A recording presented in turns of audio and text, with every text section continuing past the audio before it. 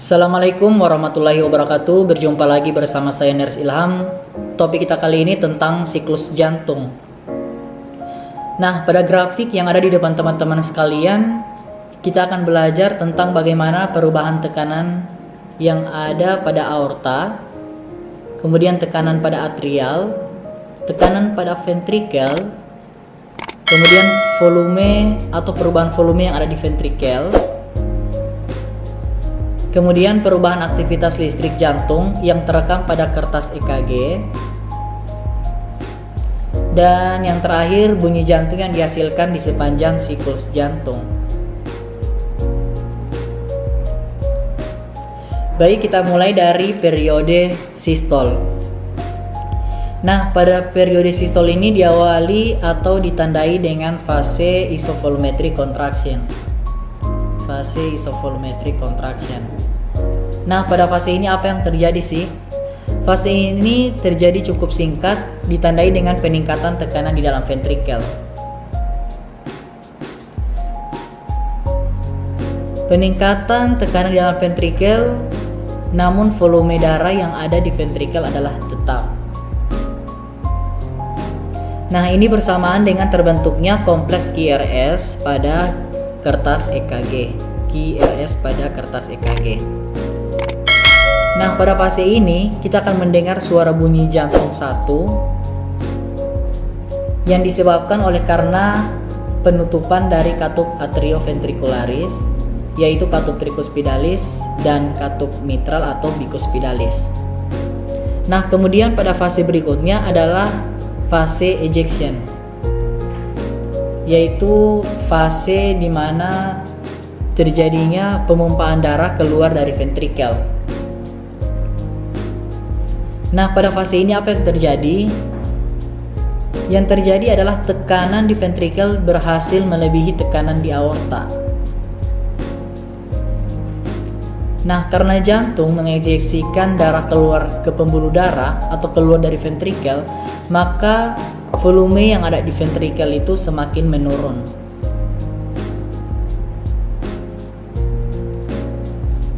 Akhir dari fase ejeksi ini akan terbentuk gelombang T pada EKG.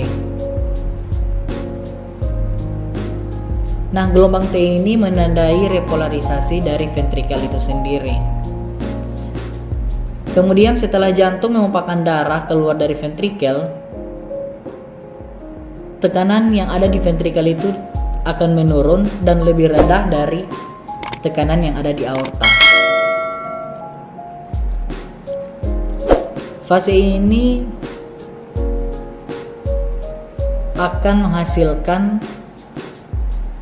bunyi jantung 2 yang disebabkan oleh karena penutupan dari katup aorta itu sendiri.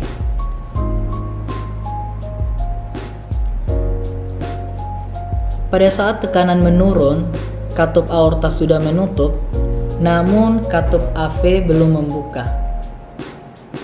Tekanan di ventrikel menurun, tekanan aorta menutup, maka katup atrioventricularisnya belum membuka. Nah, fase ini disebut sebagai fase isovolumetric relaxation.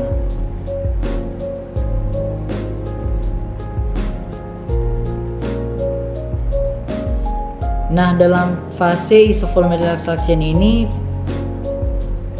perlu teman-teman ketahui bahwa volume yang ada di ventrikelnya itu tidak berubah, jadi dia tetap. Jadi ini. Berikutnya, setelah tekanan di atrium meningkat melebihi tekanan di ventrikel,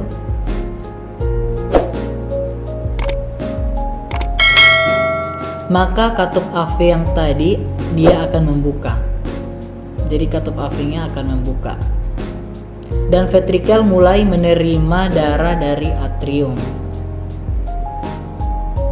Nah, aliran darah ini terjadi secara cepat pada fase diastol sehingga disebut sebagai fase rapid passive ventricle filling atau rapid inflow.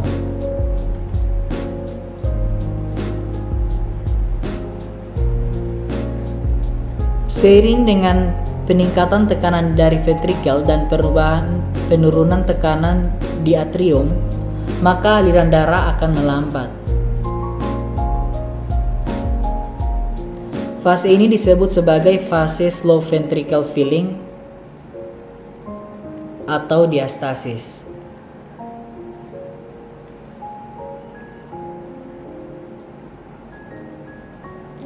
Pada akhir dari fase ini akan terbentuk gelombang P pada kertas EKG yang dimana menandakan proses dari depolarisasi dari atrium itu sendiri.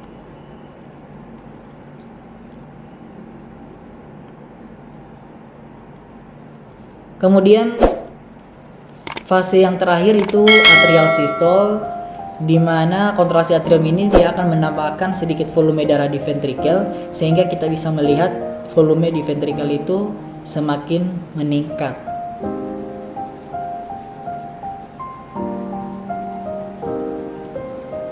Dan setelah itu ventrikel akan masuk pada fase sistolik kembali. Terima kasih.